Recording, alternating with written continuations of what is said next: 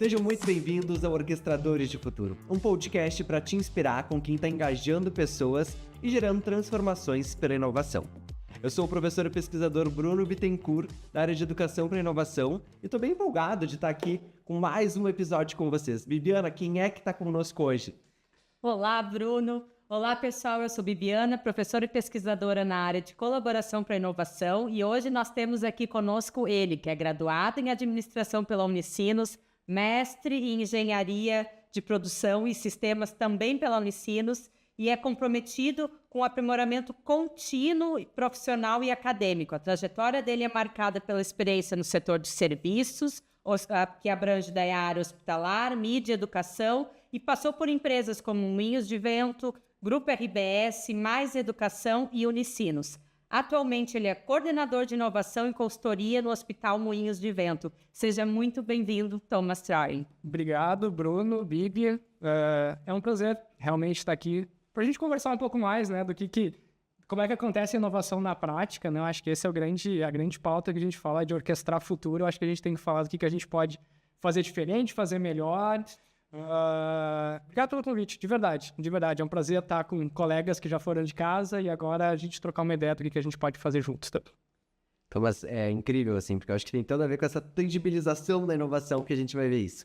Mas antes da gente começar, a gente queria te perguntar quem é tu na orquestra? Ui, vamos lá. Quem sou eu na orquestra, então? Como a Bibi falou, né, eu sou administrador de formação, sempre fui um pouco inquieto diria que com a capacidade da gente não se acalmar com as coisas do jeito que elas são.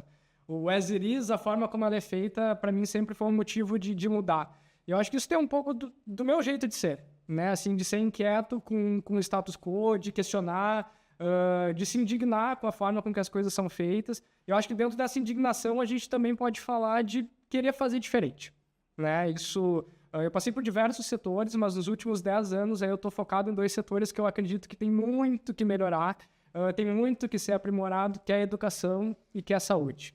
Né? Acho que são 2 setores que eu brinco que são quase co-irmãos, em que eles têm um espaço grande para a gente trabalhar, um espaço grande para inovar, tem um interesse, tem potencial, e são setores muito nobres, né? Quando a gente fala de educação, a gente está falando de transformar vidas. Quando a gente fala de saúde, a gente está falando de cuidar de vidas. Então, assim, são os 2 setores que são pilares da vida de todos nós. Em algum momento mais, em algum momento menos. Então, hoje, numa cadeira de inovação e consultoria dentro do Moinhos, eu acho que depois a gente vai conversar um pouco mais de como isso acontece na prática. Mas hoje minha missão de vida é como é que eu torno a saúde que a gente vê de excelência dentro do Moinhos, um dos melhores hospitais do Brasil e um dos melhores hospitais do mundo.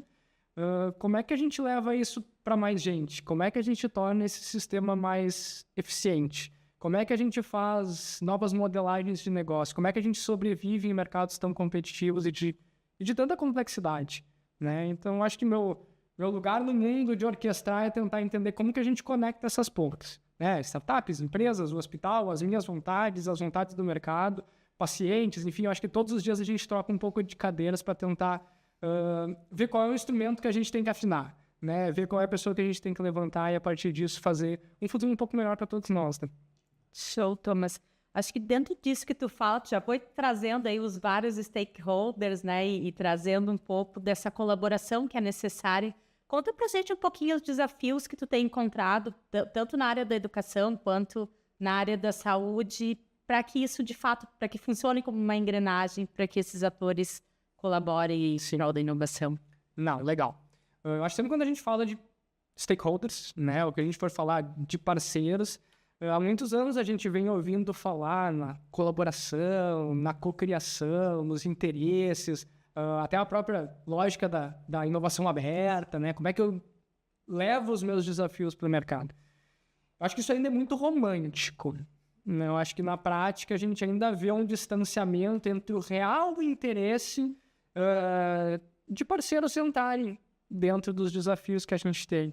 Eu acho que a educação passa por desafios gigantescos, né? Educação, como é que a gente leva uma educação de qualidade e preço acessível para mais pessoas? Quando a gente olha para retenção dos alunos, né? Engajamento dos alunos, performance dos alunos, empregabilidade dos alunos. Eu acho que tem tantos desafios tão grandes que a gente olha na educação e que, de certa forma, a gente traz também para dentro da saúde. Hoje, dentro do Moinhos, a gente trabalha com um tripé. Então, dentro desse tripé, ele basicamente tem o primeiro tripé, que é assistência, né? Então, efetivamente, prestar serviço de saúde. O segundo pilar é pesquisa, né? Então, como que a gente desenvolve, né? Ajuda a desenvolver novos medicamentos, novos tratamentos, como é que a gente aprimora a saúde. E o terceiro deles é ensino, que não existe, né? Então, o Moinhos hoje é um hospital centenário, tem 97 anos, né? Surgiu lá em 27, com uma associação, comunidade germânica. A gente está comemorando agora os 200 anos da imigração alemã, né? Então, acho que é um orgulho para nós também ter feito parte, porque foi a inquietude daquela população que fez o Moinhos surgir. E desde que ele nasceu como hospital, na época o Deutsche Krankenhaus, então era um hospital alemão, efetivamente, acabou mudando de nome para Moinhos de Vento em função da Primeira Guerra. Desde aquele momento já se tinha as Schwestern, né? Se tinha as irmãs que trabalhavam na formação dos enfermeiros, e até hoje os nossos técnicos de enfermagem, boa parte deles é formado dentro de casa, dentro da faculdade. Então eu fiz essa transposição do que é o mercado de educação, porque na saúde a gente também tem, que é como é que eu traduzo os desafios do mercado de uma forma prática, né? Como é que o aluno consegue ter no seu dia a dia algo que as empresas têm para ensinar e aquilo que a academia também tem para ensinar para as pessoas, né? Acho que aí que está a conexão importante. Sensacional, Thomas. E principalmente acho que uma das coisas que a gente fala, às vezes eu também em sala de aula, é que inovação é incrível, super legal, é colorido, post-it, mas muitas vezes não é tangível, né? Tipo, o que é inovação? E eu acho que quando a gente fala de inovação na saúde, existe ainda um tabu, assim, né? Então agora vem super legal os movimentos de cirurgias robóticas e tudo mais. Só que não precisa ser só isso, né? De alguma forma. Eu queria te ouvir um pouco mais sobre alguns exemplos dessas inovações que vocês vêm desenvolvendo, que tu vem, de alguma forma, orquestrando dentro desse meio. Legal. Não só tabu, eu diria que é quase antagônico, né? Acho que em conversas paralelas a gente acaba falando de que inovação e saúde, em tese, eles têm tudo para não combinar, né? Então, assim, quando tu fala de saúde, tu fala de processos, protocolo, garantia de segurança, repetibilidade. Então, assim, é seguir o processo. Existem os gold standards para quase tudo dentro da saúde. Então, assim, o protocolo de AVC aprovado pela Associação Mundial é X. Então, assim, tu tenta seguir a regra. A inovação tenta quebrar a regra. Isso. Né? Tu tenta ir pelo lado contrário. Então, tu tem apetite ao risco, tu tem errar rápido, tu tem o MVP, o protótipo. Ninguém quer ter o protótipo dentro de si, né? Eu quero ter aquilo que está validado, que está funcionando. Eu quero ter o melhor prótese, órtese, médico, hospital, enfim. Então, a gente tenta buscar. Mas dentro desse movimento, a gente tenta, dentro das áreas de inovação, eu represento o Atrium, a gente, então, fundou, em 2021, um centro de inovação dentro do Moinhos, justamente para conseguir traduzir um ambiente seguro para a inovação. Legal. Esse ambiente seguro nada mais é do que a gente não vai errar com o paciente, a gente não vai errar com os familiares, enfim, mas a gente tem que criar um ambiente que respire um pouco desse ar de novidade. Então, eu faço uma brincadeira de que eu sou a ponte de contato entre os desafios do hospital com aquilo que o mercado tem para oferecer. Então, a gente tenta fazer essa tradução, é quase que um match. Então, a gente fica brincando... É o Tinder da inovação. É o Tinder da inovação. Não é só o Tinder, porque diz que o Tinder já está meio velho agora. Eu não tenho muita experiência. Como eu também não tenho, eu só replico o que me dizem. Mas a lógica é essa, fazer a tradução efetivamente entre os desafios que a gente encontra dentro de casa. E não existe uma solução que vai dar mais certo do que se eu tenho uma dor que eu estou sentindo, ela está latejando dentro de casa. Então eu vou trazer quem tem no mercado alguma solução, ou eu vou ajudar a desenvolver, eu vou trazer parceiros. E por meio dessa conexão daquilo que existe lá fora, e que efetivamente é essa inovação mais colaborativa, eu trago os desafios lá de dentro e eu tenho campo para essas empresas, startups, enfim, testarem suas soluções. Eu tenho meu interesse, eu sei o que eu preciso melhorar. É impressionante, os números hoje falam, algumas pesquisas trazem, que 25% de tudo que acontece dentro da saúde é desperdício. Ou seja, é um dos setores que tem o maior índice de desperdício por falta de eficiência. Óbvio que dentro dessa eficiência entra repetição de exames que não eram necessários, exames feitos errados, perdas, burocracias que não eram necessárias, enfim. Ou seja, de cada R$1 que existe no setor da saúde, 25% estou perdendo, então ainda tem um grande espaço. Tu falou de cirurgia robótica, a gente está na onda do hype da inteligência artificial, a gente tem que traduzir isso para a prática, né? Como é que eu uso a inteligência artificial dentro do meu hospital? Como é que eu consigo prever daqui a pouco que um paciente vai ter uma lesão por pressão, ficou, né, muito tempo acamado, enfim, ele tem um risco de lesão por pressão, ele tem um risco maior daqui a pouco de ter, sei lá, algum tipo de infecção dentro do meu hospital. Como é que eu consigo mapear daqui a pouco interações medicamentosas? Então, assim, esse paciente já tem um histórico X de determinado problema. Então, assim, acende um alerta se daqui a pouco eu for administrar um medicamento que ele possa ter algum tipo de problema. Então, tudo isso a gente consegue trazer para a prática. Então, é sair do campo teórico do ChatGPT e trazer isso para a prática. Como é que eu boto isso dentro do consultório do médico para daqui a pouco, ao invés do médico estar transcrevendo a consulta e fazendo aquela anamnese das perguntas, eu posso automatizar isso. Perguntas que não foram feitas, tom de voz, sentimentos, interações. Então, a saúde tem muitos desafios hoje. Engajar o paciente, em especial os pacientes de doenças crônicas, enfim, que a gente vê. Quem é que não tem um paciente diabético, com Alzheimer? Quem é que não tem, daqui a pouco, um paciente com, sei lá, um cardiopata? Todo mundo tem alguém próximo, né? Então, assim, como é que eu faço para engajar esse paciente no seu tratamento? Como é que eu faço para melhorar meus processos dentro do hospital? Como é que eu faço para monitorar melhor o paciente?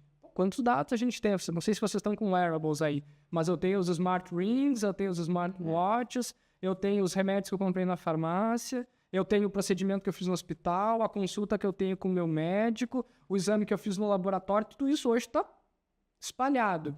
Imagina o potencial de juntar isso tudo e quanta coisa a gente pode fazer. Mas eu não vou juntar esses dados do dia para a noite. Então, preciso começar com pequenas coisas. Então, acho que olhar para essas pequenas coisas faz toda a diferença. Dentro dessa linha, estou te ouvindo assim, tem toda uma questão de cultura para inovação, que eu acho que tem a ver com essa mentalidade. A minha pergunta são duas, na verdade, tá? Primeiro, faz todo sentido a lógica de um centro, né, que tu consiga fazer de testagem, mas como fazer que isso não seja uma bolha dentro de uma grande instituição, né? Porque a gente vê em outras indústrias, né, em outras áreas, que muitas vezes fica ali os bonitos da inovação num canto e acaba não tendo aderência dentro da instituição.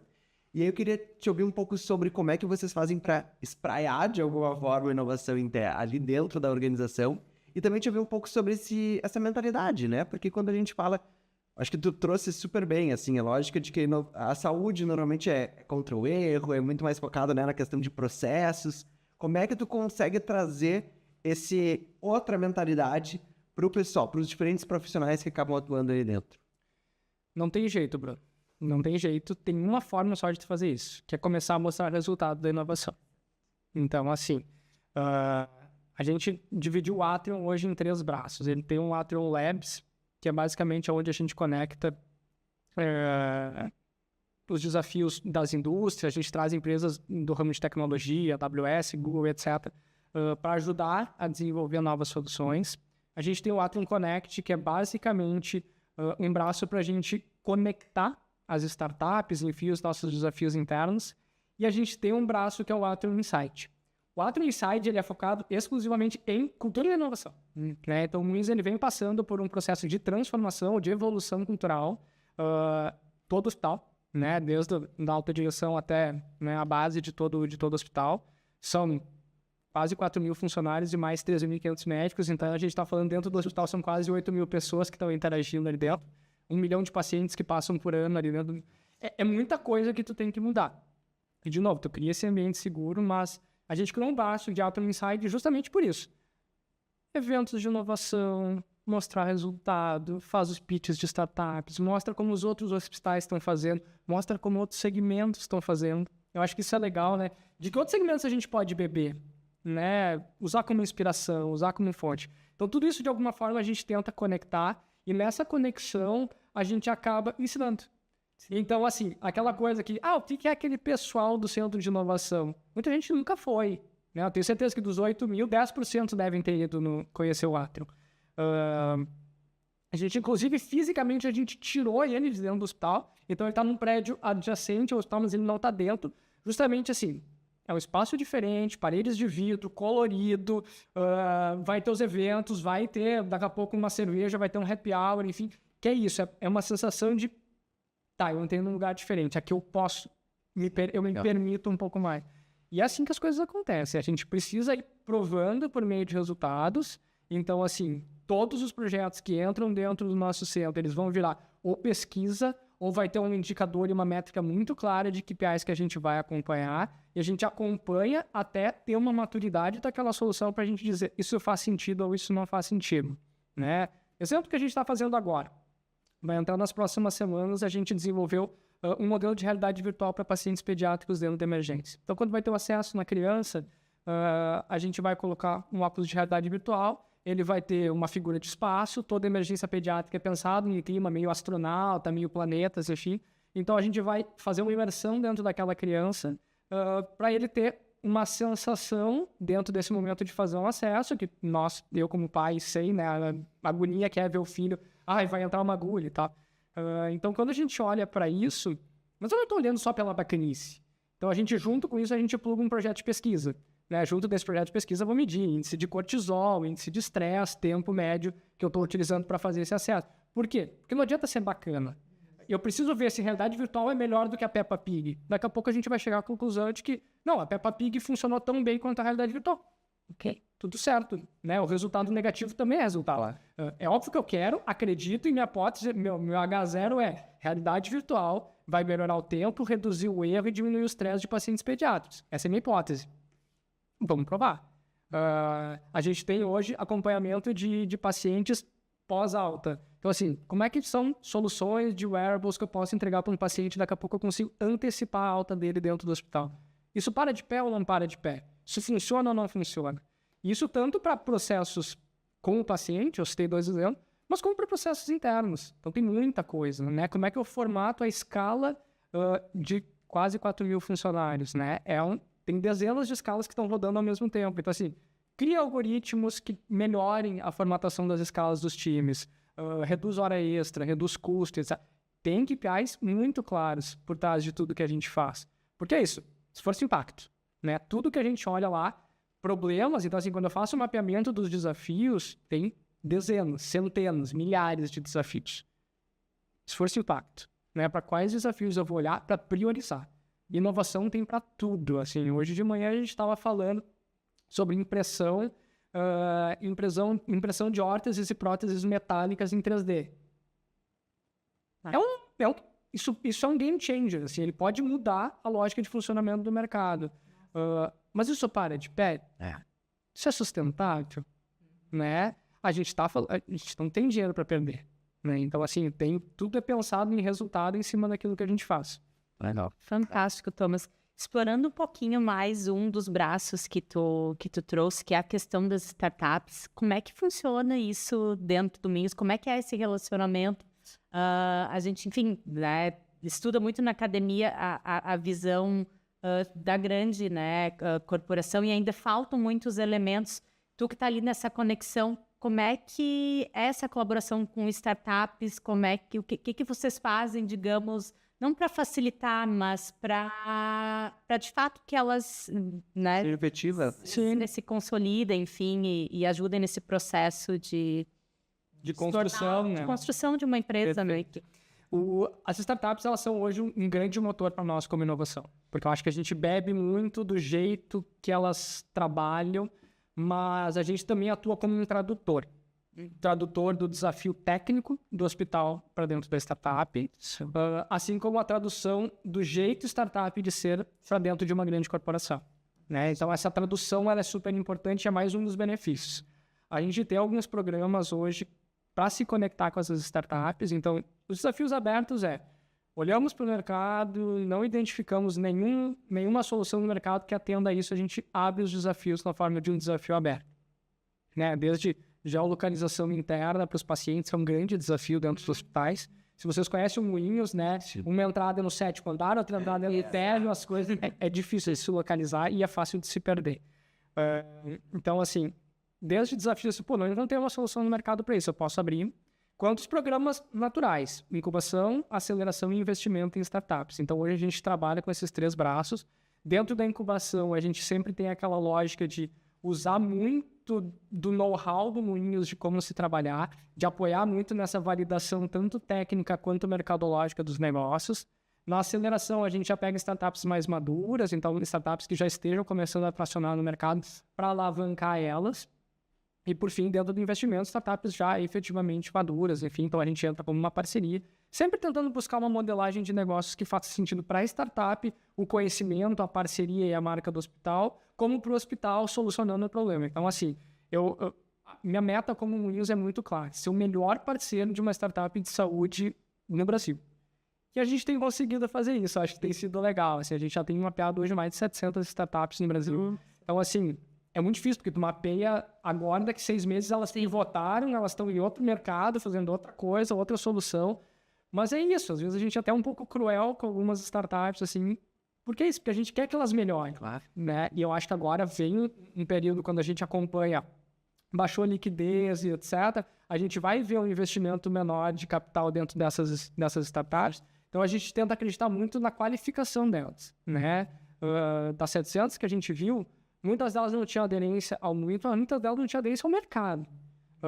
A famosa paixão, se apaixona pelo problema e não pela solução, né? Então, assim, muita gente apaixonada pela solução e não pelo problema. Se apaixone pelo problema, pega aquilo ali realmente, eu quero melhorar isso aqui efetivamente. Empregabilidade, formação, redução de erro, usar a visão computacional dentro do centro cirúrgico, daqui a pouco eu vou descobrir que, hoje assim, tu entra numa cirurgia, é pesado os equipamentos, né? Todo o instrumental cirúrgico é pesado, no final tu pesa de novo para garantir que tá tudo ali dentro. Usa a visão computacional, consegue saber se uma gase foi esquecida dentro do fazer nada dentro. Mas enfim, essa solução existe? Não, mas a gente ajuda a desenvolver. Faz sentido? Faz sentido, reduz o erro. E ao final do dia, somos um hospital filantrópico, a gente quer levar uma saúde de qualidade melhor para todo mundo. A gente é um hospital PROAD, a gente presta serviço também para o SUS, né? Um dos 6 hospitais do Brasil que faz isso. Como é que eu levo essa qualidade, Moinhos, essa saúde de qualidade para mais gente? Ela tem que ser affordable, né? Ela tem que ser pagável para todo mundo. Hoje a saúde no Brasil é um grande desafio. Aí tem desafios de mercado aqui que a gente poderia passar um outro podcast inteiro só conversando sobre ele, né? Mas é ajudar nesse momento. Mas eu acho que tu traz um ponto muito importante, né, Bruno, que a gente tem trabalhado muito, que é olhar a inovação, mas uma inovação que tem um impacto. Tu vai trazendo elementos aí, tipo, tanto de sustentabilidade ambiental, evita desperdício de material, tanto questão social mesmo, poder melhorar não só também a rede privada, mas também o SUS. Explica um pouco dessa trajetória, assim, principalmente de impacto social que vocês vêm trabalhando, que é bem interessante. Legal. Não tem como a gente falar de impacto social sem falar um pouco do PROAD, eu acho que é um braço super importante. O Moinhos também tem dezenas de iniciativas internas. A gente tem o Instituto Moinhos Social, um instituto que é focado efetivamente em ajudar diversas iniciativas. A gente teve um case muito legal agora nas enchentes do final de 2022. O Moinhos foi responsável por captar 25% de todo o recurso que foi captado pelo governo do estado. Então, assim, 25% de toda a verba arrecadada ali na região de Mussum e etc. Foi captada pelo Moinhos. Por que isso? Porque é uma marca de confiança. Então, assim, a gente tem muito forte, é inerente ao próprio filantrópico do Moinhos, esse braço de ajuda, enfim. Isso perpassa todas as áreas. Nossa área ambiental hoje, ela é conduzida de uma forma incrível. Assim, a gente tem projetos hoje desde reaproveitamento de material do campo cirúrgico que não foi utilizado, que vai para dentro de uma comunidade que foi ensinada a fazer daqui a pouco uma ecobag, a gente entrega depois toda a formação para as costureiras, etc. Então, assim, um material que ia ser descartado é entregue para uma comunidade, essa comunidade acaba transformando isso num produto, transforma em renda e isso reverte depois para o Moinhos também recompra parte desse material. Então, isso faz parte de todas as ações. Não está só na inovação, não está só na área ambiental, não está só no Moinhos social, isso perpassa todas as áreas. E junto com o PROAD, que eu disse que não tem como a gente não falar, é que efetivamente a gente é um dos hospitais que tenta aprimorar. A gente não tem leito SUS no Moinhos, mas a gente aporta todo o conhecimento que a gente tem no Moinhos para dentro do PROAD. Então, a gente leva, por exemplo, o projeto Paciente Seguro. Como é que a gente leva, né, o jeito Moinhos de garantir segurança do paciente para todos os 7.000 hospitais brasileiros, né? Então, são 7.000 hospitais, 1.800 deles são filantrópicos. O atendimento do SUS hoje, ele não é feito pelo governo, ele é feito por hospitais filantrópicos. Mais de 50% de tudo que acontece no SUS é dos hospitais filantrópicos. E desses 1.800, ali tem 6 que são os hospitais de excelência que estão tentando ajudar. Desses 6 de excelência, 5 são em São Paulo, né? Então a gente tenta aqui no Moinhos puxar um pouco dessa variação que a gente consegue enxergar de proporções dentro da saúde, mas levar o jeito Moinhos também, levar essa nossa cultura germânica, essa nossa cultura de qualidade, de escassez, não de falta, mas da escassez da deficiência mesmo em tudo aquilo que se faz, levar para o sistema único, né? Porque é ali que a gente vai efetivamente conseguir impactar cada vez mais pessoas, né? De saúde de qualidade é algo que nunca vai ser... Não vai fazer mal para ninguém se a gente melhorar a qualidade da saúde. Sempre demanda, né? Não tem problema. Pode continuar. Só sobe a régua. Vamos subindo a régua. Eu acho que isso faz parte do nosso papel. Dentro disso, Thomas, acho que uma das linhas que tu falou lá no início, que acaba sendo um grande braço do Moinhos, é a parte educacional, né? Então, claro, tu traz aqui não só na questão de impacto social, de aportar esse conhecimento para outros lugares, mas eu vejo que um dos movimentos dos últimos anos também foi pensar a preparação desse profissional, né? Com esse jeito único, assim. Eu queria te ouvir um pouco mais sobre esse movimento, de fato, de sai um pouquinho do core, mas para, de fato, fortalecer, digo, o propósito maior, assim, como instituição, né? Eu acho que é um movimento bem legal e pelo que eu conheço, assim, de profissionais de super excelência, assim, nessa parte educacional. Legal. Tem muita coisa legal quando a gente fala de, para mim, o que é meu drive de existência, assim, diversificação de receita dentro do setor, né? Então, assim, existe uma complexidade e eu vou me permitir desenhar um pouco da complexidade para a gente, que eu acho que ela vai tangibilizando, assim, o que a gente vai enfrentar nos próximos anos. Todo mundo acho que está mais ou menos sabendo que quando vem o reajuste do plano de saúde, vem um reajuste sempre maior do que a inflação. Ou seja, a sinistralidade das fontes pagadoras, sejam elas seguradoras, planos de saúde, tem crescido. Isso muito está em detrimento do que a gente chama de VCMH, né? A variação dos custos médicos hospitalares. O custo de tudo subiu muito, né? Em especial depois da pandemia, o custo de tudo, né? De insumos, de materiais, de tudo subiu muito na saúde, acima da inflação no país. Só que isso vem sendo um histórico. Por quê? Porque cada vez mais tem cirurgias robóticas, tem novos medicamentos.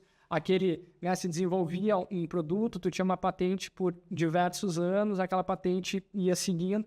Hoje não, hoje antes de cair a patente já tem novos medicamentos melhores, mais específicos, a saúde ultrapersonificada, personalizada, enfim, como a gente for chamar, ela é cada vez mais viável, né? Os exames genéticos que custavam $10 mil, hoje por R$1.500, R$2.000, tu faz um exame genético, todos nós conseguimos fazer. Se vocês não fizeram, convido vocês a fazerem, é muito legal, a gente passa a se entender de forma muito, muito bacana. Pô, daqui a pouco vai chegar na personificação do medicamento, né? É a dose exata pro teu perfil genético, pro teu organismo, efetivamente. Então, quando a gente está olhando para tudo isso, a gente está olhando para um aumento de complexidade e aumento de custo, né? Os hospitais não têm como receber toda essa nova onda de medicamentos, de equipamentos, etc., e se manter 100% atualizado, sem repassar um pouco desse custo também para os planos de saúde, que já estão lá dentro. A indústria farmacêutica cada vez com novas coisas mais caras, mais personalizadas. Então está pressionando muitos custos. O governo não tem mais capacidade, né? O Brasil é um país que investe muito pouco do seu PIB em saúde. É um dos países que menos investe, se não me engano, é na casa de 3%. Então, assim, perdão se o número não for exatamente esse, mas é um dos países que menos investe. Só que por mais que o crescimento desse investimento ele cresça, ele não se traduz realmente em efetividade. Então, por mais que tu esteja aumentando os custos, será que o output, será que a saída realmente está sendo melhor? E eu acho que tem uma dúvida nisso. Então, no meio disso tudo, a diversificação de receita ela passou a ser uma necessidade de todos os pais. E dentro dessa diversificação de receita, então, olha toda a volta que se deu para falar. Educação também faz parte disso. Primeiro porque a gente quer que pode formar melhores, né, profissionais, etc., do que quem tem um campo dentro de casa. Quem é que pode identificar melhor as dores do mercado e as lacunas que os profissionais estão enfrentando do que quem efetivamente está no dia a dia enxergando isso. E, por fim, também como fonte de novos negócios. E a inovação para nós também é uma fonte de novos negócios, novas receitas. Porque é isso, só assim o setor ele vai efetivamente parar de pé. Então, esse tripé de assistência, pesquisa e ensino, ele é justamente por isso. Eu tenho que ter a pesquisa de ponta para ter efetivamente o que é mais apropriado e mais tecnológico e mais efetivo para o meu paciente dentro de casa. Estou ajudando nessa construção. Eu acesso mais pacientes. Eu tenho no outro braço a formação, porque eu preciso transmitir e garantir que eu tenho a própria massa que trabalha com a gente. Então, hoje, a turma que sai da graduação é praticamente incorporada dentro do Moinhos. e eu tenho o braço efetivamente de assistente. Hoje, esse braço de assistência ele é muito representativo dentro da estrutura de receitas do Moinhos. Mas o que a gente enxerga já no médio e longo prazo é que cada vez mais a gente vai pulverizar outros negócios dentro do hospital e cada vez mais esses outros negócios adjacentes eles vão ser mais representativos dentro do bolo da receita. Mas não é ecossistema, né? Vai virando um grande ecossistema, também de pesquisa, também de ensino e também de assistência, não somente de assistência. Hoje a nossa função e a nossa visão é cuidar de pessoas por meio de pesquisa, assistência e ensino. Então essa é a nossa visão, é o tripé caminhando junto. Sensacional. Muito fantástico, né, Bruno? Porque ele traz aqui de forma tangível, trazendo exemplos de como vincular a educação, a pesquisa, a inovação aplicada, né? Então, Thomas, assim, acho fantásticos os exemplos que tu traz pra gente, né? Com certeza, eu acho que é bem o que tu falou, assim, quando a gente pega ainda mais um segmento tão caro, né, tão essencial como a saúde, e a gente poder pensar a inovação nisso tudo. Então, de novo, né, a gente poderia ficar aqui horas falando, a gente está se encaminhando para o fim e a gente quer fazer uma última pergunta aqui para ti, que é que futuro é esse que tu está construindo e que tu deseja daqui para frente? Pergunta boa.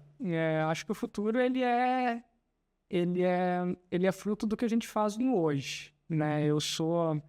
Acho que o Ariano Suassuna tinha aquela frase do realista esperançoso, né? Eu acho que é um pouco disso, assim. Só que o realista esperançoso, ele é assim, a gente tem que entender os desafios que a gente está passando, a gente tem que enfrentar eles, como a própria palavra diz, de frente, né? Então, enfrentar esses desafios, entender, não é achar que vai vir solução mágica, a solução ela vem de muito trabalho, de muito esforço, de muito erro, de muito investimento que daqui a pouco não vai para frente, de muitas startups que não vão dar certo, de muitas hipóteses que não vão funcionar. Mas se a gente quer acreditar numa saúde mais acessível e de maior qualidade para mais pessoas, a gente vai ter que construir bases realmente sólidas.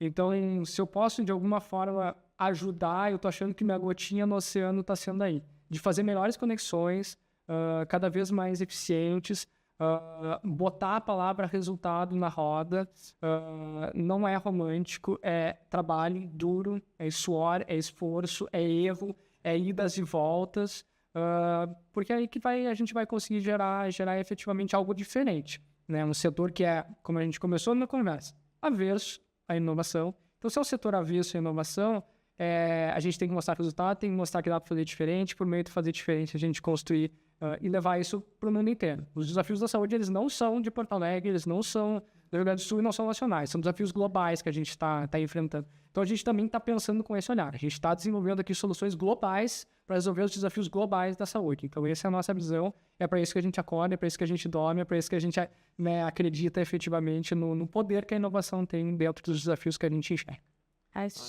Incrível, demais. Muito obrigado. A gente que agradece, em nome de todo Moinhos, também no meu nome, o convite sensacional, desejo muito sucesso também para você, que a gente traga muita gente aqui para essas conversas cada vez mais. Exato, foi inspirador mesmo. Obrigadão. Valeu. Obrigado.